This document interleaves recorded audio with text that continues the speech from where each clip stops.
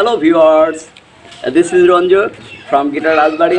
তো আপনাদের আমি যে জিনিসটা নিয়ে আসছি সেটা হচ্ছে কর্ড চেঞ্জিং। তো পূর্বের ক্লাসটা অবশ্যই দেখতেছেন কেমন হচ্ছে।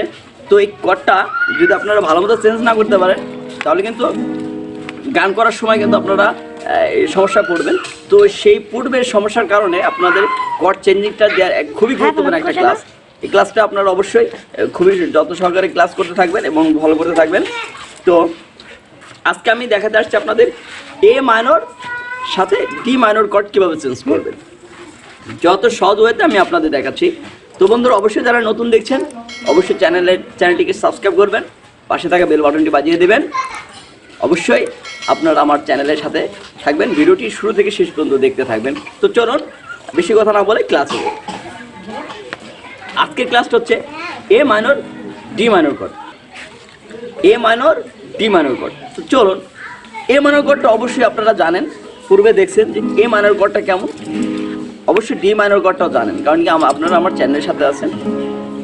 এ মাইনর কর্ডটা ঠিক এভাবে বাজাবেন, 1 2 3 4 1 2 3 4 1 2 3 4 1 2 3 4 1। আমি আপনাদের একটা রিদমের সাথে দেখাচ্ছি। রিদম মোবাইল একটা লুপস নিয়ে দেখাচ্ছি।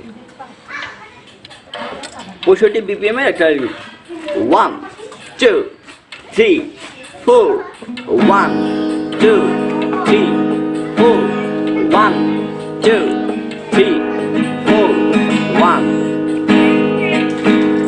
4 1 2 3 4 1 2 3 4 1 2 3 4 1 2 3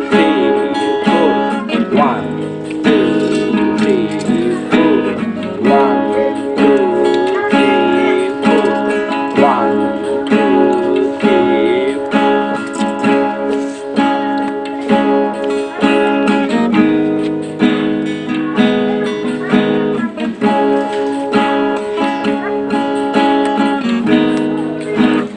এই হচ্ছে চেঞ্জিং।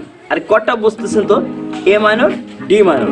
এই কর্ডটা এত সুন্দর বাজাবেন যেন 1 2 3 4 না, আপনি 1 2 এ আপনি চেঞ্জ করতে পারেন, এরকম পর্যায়ে প্র্যাকটিস করে দিতে হবে, এমনভাবে প্র্যাকটিস করতে হবে।